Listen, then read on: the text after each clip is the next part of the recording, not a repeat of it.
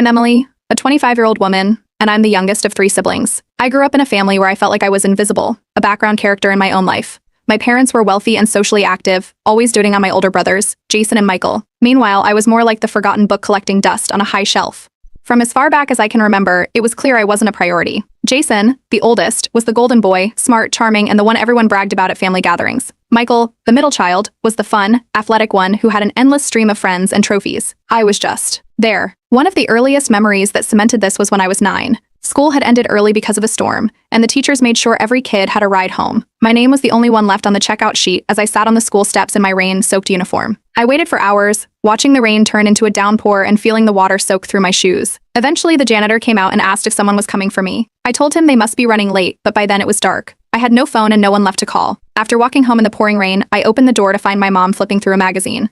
She barely looked up and said something like, "Oh, you're back. Dinner's in the fridge." My dad wasn't even home, and my brothers were playing video games in the living room. No one apologized or seemed to care. That wasn't the last time, either. They forgot to pick me up at school so often that my teachers started offering to drive me home themselves. It wasn't just about school rides, though. The neglect was everywhere. Birthday parties were half-hearted affairs where my mom invited her friends and their kids, not mine. Once, I overheard her telling a friend that she didn't bother asking me who to invite because Emily doesn't really have friends. Jason and Michael weren't any better. Jason would tease me whenever I tried to share something about my day, like when I got a good grade or made a new friend. Michael would roll his eyes and tell me to stop trying so hard to be noticed. At one point, I just stopped talking to them altogether because no matter what I said, it would turn into a joke.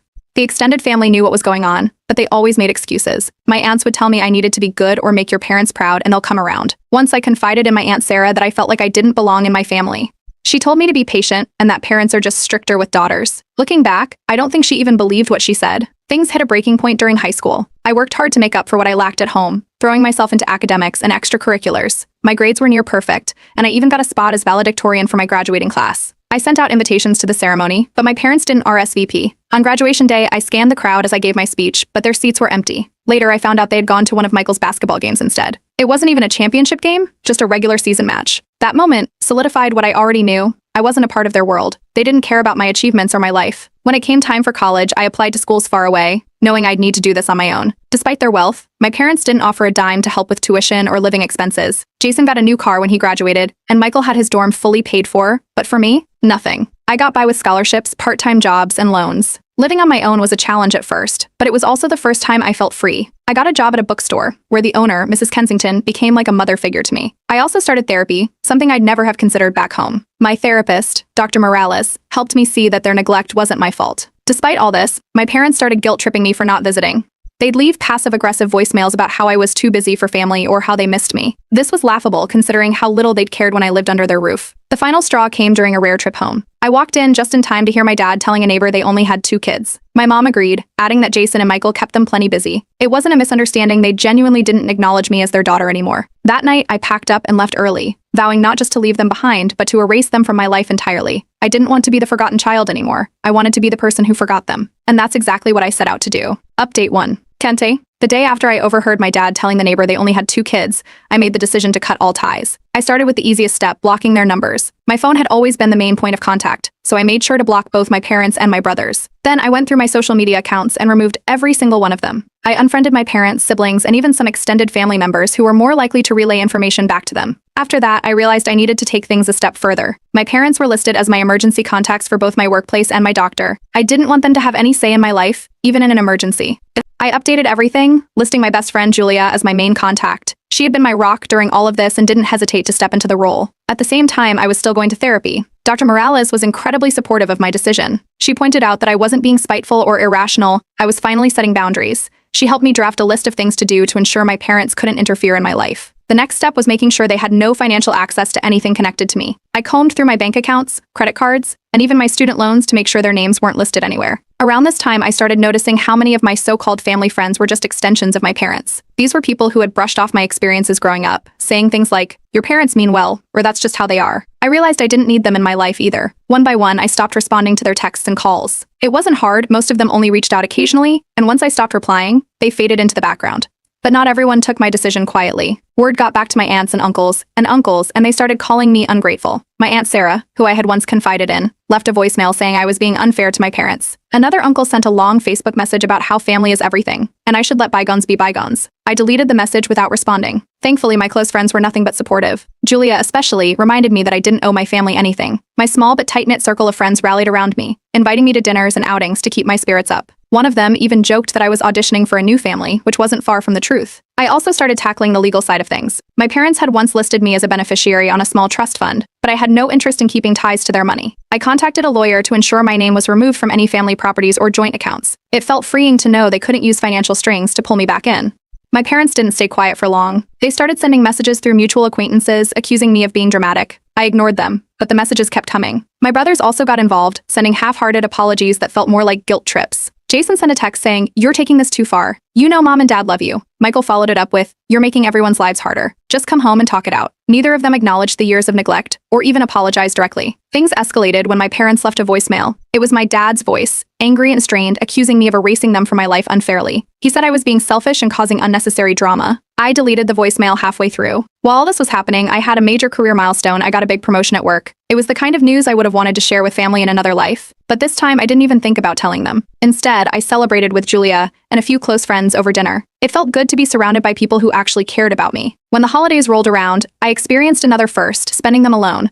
I had always dreaded the family gatherings where I felt like an outsider. This year, I stayed home, cooked a small meal for myself, and watched movies. It was quiet but peaceful. Over the next few months, I started building a chosen family. These were friends who had stuck by me through thick and thin, people who treated me better than my own family ever had. I started spending more time with them, creating new traditions that felt meaningful. My parents made one last attempt to reel me back in. They sent a message through a mutual acquaintance, claiming my mom had a health scare. I didn't buy it. They had used similar tactics before to get my attention, and this time, I wasn't falling for it. By the end of it all, I knew this wasn't just about cutting ties, it was about taking control of my life. If they could pretend I didn't exist, then I could do the same to them. Their influence over me was gone, and for the first time, I felt like I was truly free. Update 2. After cutting ties, I decided I needed to go all the way. Blocking numbers and deleting contacts wasn't enough. There were still too many ways my family could interfere in my life, so I got to work removing every last trace of them.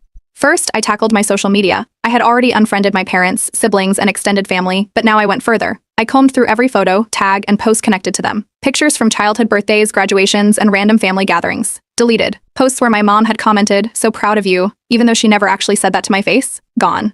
I scrubbed my profiles clean until there was no evidence I had ever been part of their family. It was tedious but weirdly satisfying. Next, I decided to legally change my last name. I didn't want to carry their name anymore. It felt like an anchor dragging me back to a past I was ready to leave behind. I spent hours researching the process and filling out paperwork. At the courthouse, when the judge approved my name change, it felt like closing a door I never wanted to reopen. My new last name had no ties to them, and it was one of the most liberating things I'd ever done. While I was at it, I contacted my lawyer to make sure my parents couldn't make any future claims on my life. I didn't want them trying to use my name for financial gain or inheritance disputes. My lawyer walked me through updating my will and making sure my assets were protected. I also discovered that my state allowed me to edit my birth certificate to remove parental names. It was a small detail, but it felt huge to me. I filed the paperwork immediately. I didn't stop there. I realized my alma mater still had my parents listed as emergency contacts from when I first enrolled. Even though they hadn't supported me financially through school, they could still request information about me through alumni channels. I reached out to the registrar's office to update my records and remove their access entirely. It was a simple process, but it gave me peace of mind knowing they couldn't intrude anymore. During therapy, Dr. Morales helped me process the deeper implications of these decisions. Cutting ties is one thing, but erasing family from your identity is another. It wasn't easy to face the reality of what I was doing, but it felt necessary. By the time I walked out of her office that day, I knew I was on the right path. With my new name and a clean slate, I decided to reinvent myself. I updated my wardrobe, got a new haircut, and started going by a nickname among friends. Even small changes, like a new email address, made a difference.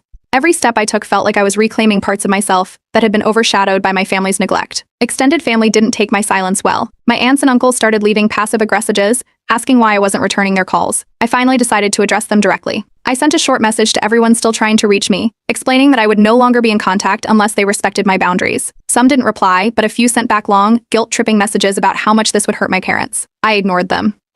To make things crystal clear, I posted a vague but telling message on social media. I didn't mention anyone by name, but the implication was obvious. Sometimes, family isn't about blood, it's about who shows up for you. I'm grateful for my chosen family who loves and supports me unconditionally. It wasn't long before mutual acquaintances started asking questions. Apparently, people noticed my parents were no longer in my posts or tagged in family photos. That's when things escalated. My parents accused me of ruining their reputation. They sent frantic messages through old family friends, demanding to know why I was turning people against them. My siblings weren't far behind. Jason, the golden child, called me selfish and dramatic, while Michael went on a rant about how family is forever. Neither of them acknowledged the years of neglect or offered a real apology. It was all about protecting their own image. Around this time, I attended a major event at work, a promotion ceremony that felt like a personal milestone. In the past, I might have invited family out of obligation, but not this time. I celebrated with my coworkers and close friends, feeling fully present and supported. For once, there was no tension or awkwardness about whether my parents would show up and ignore me the whole time. It was pure joy. I'd be lying if I said I didn't feel a twinge of guilt here and there. Cutting off family goes against everything we're taught growing up. But every time I thought about giving in, I remembered how much happier and lighter my life had become. That guilt never lasted long.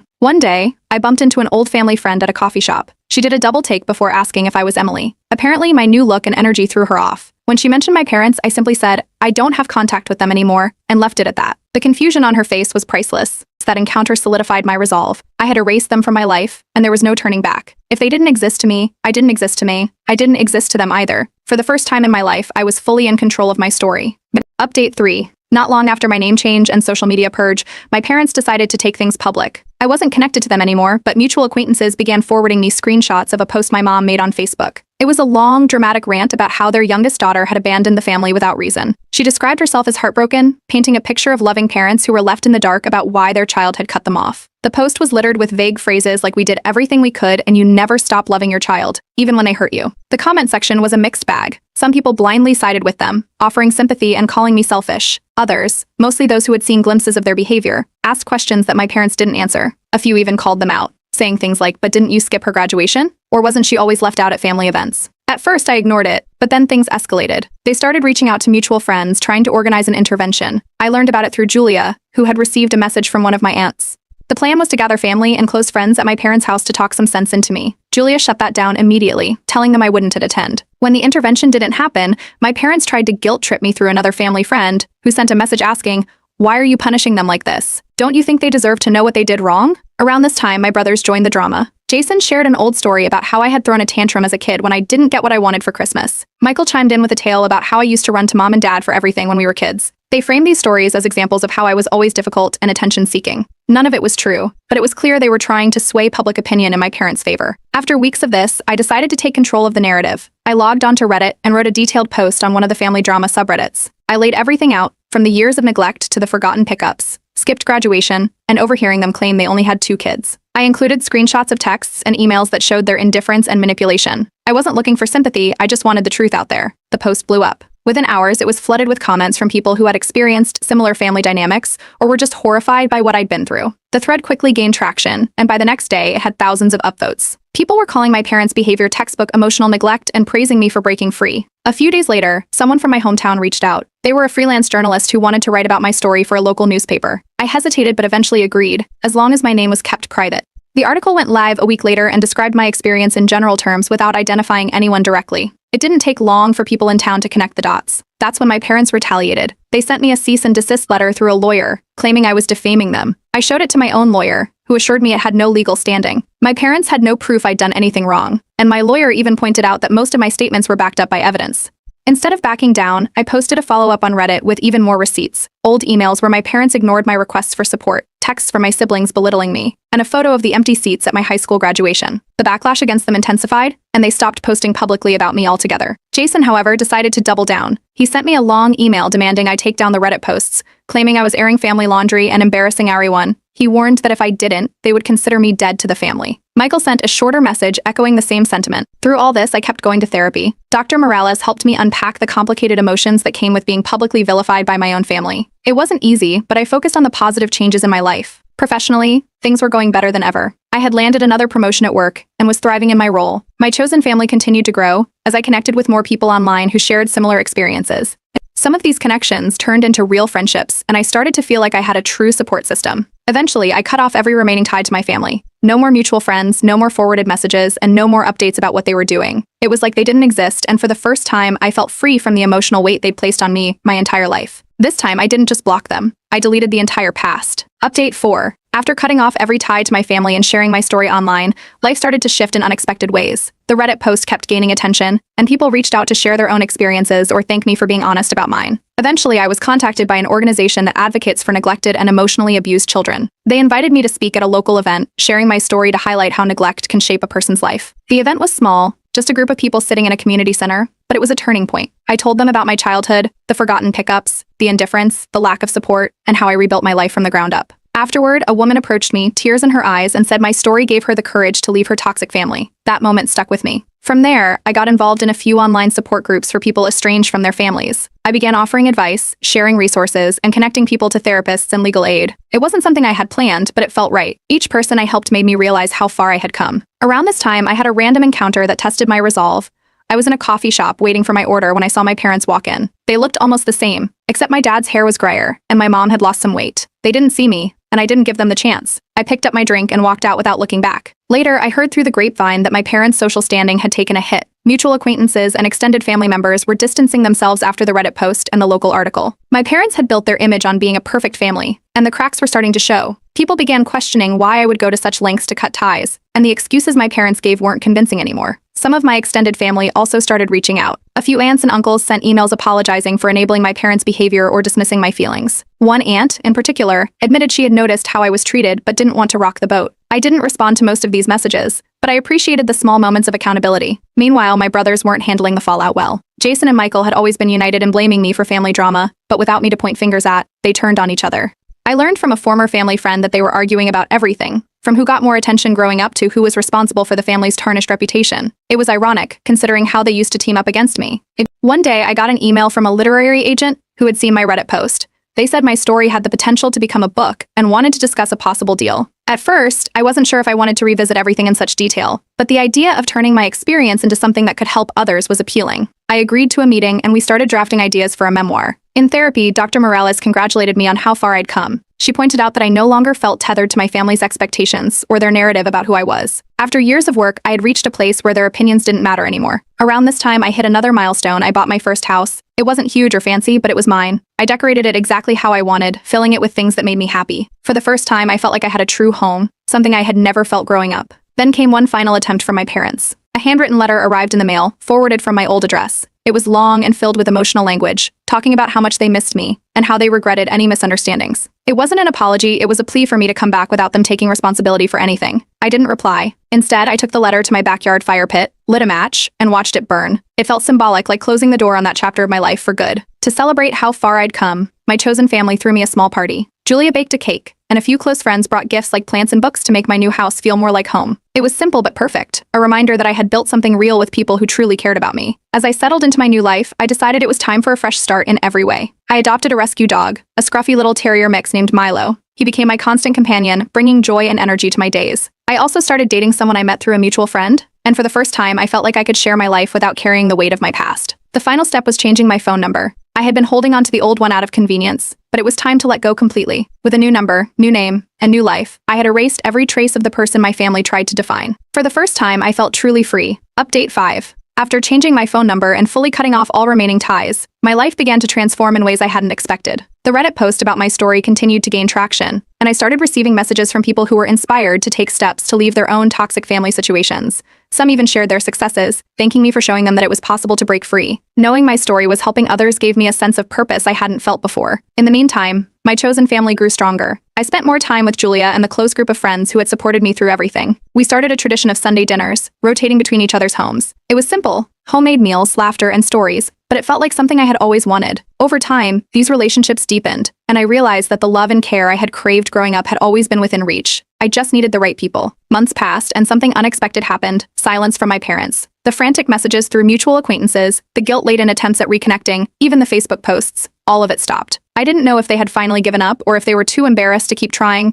but the absence of their noise was noticeable. It felt like they had finally let go. Not long after, Jason, my eldest brother, reached out through an email. He apologized, saying he hadn't understood how his actions had hurt me and that he wanted to repair our relationship. While it wasn't a full acknowledgement of everything, it was a start. I responded briefly, thanking him for the message but letting him know I wasn't ready to reconnect. It wasn't about anger anymore. I just didn't want to reopen that chapter. Professionally, things took off. I landed a dream job with a nonprofit organization dedicated to supporting children in foster care and those escaping abusive homes. My role involved working on campaigns that raised awareness and funds for neglected children. The work was rewarding, and it felt like everything I had been through had led me to this moment. I was thriving in my career and making a difference at the same time. During this period, I also took a deep dive into personal growth. Therapy sessions with Dr. Morales continued to help me unpack years of emotional baggage. For the first time, I started reflecting on how far I'd come, not just in cutting ties, but in building a life where I felt whole. The woman who walked into Dr. Morales' office for the first time years ago was unrecognizable compared to the person I had become. One day, an idea struck me. I wanted to give back in a more personal way. With the help of some colleagues, I started a small charity focused on providing therapy resources and mentorship programs for neglected children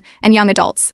The project took off slowly, but the response was overwhelmingly positive. People began sharing their stories and thanking us for giving them tools they hadn't had before. It was a full circle moment for me, turning my pain into something that could help others heal. As I continued moving forward, I decided to take another big step. I went through my old belongings and found a box of family photos tucked away in the back of my closet. These were photos I had kept out of guilt, even after cutting ties. One by one, I went through them, deciding what to keep and what to let go. By the time I was done, most of the photos were gone. Deleting those memories felt like lifting a weight I didn't realize I was still carrying. To celebrate how far I'd come, I hosted a dinner at my new home, inviting my closest friends. We toasted to new beginnings and the family I had built. Julia, true to form, brought a cake with "Here's to Freedom" written in icing.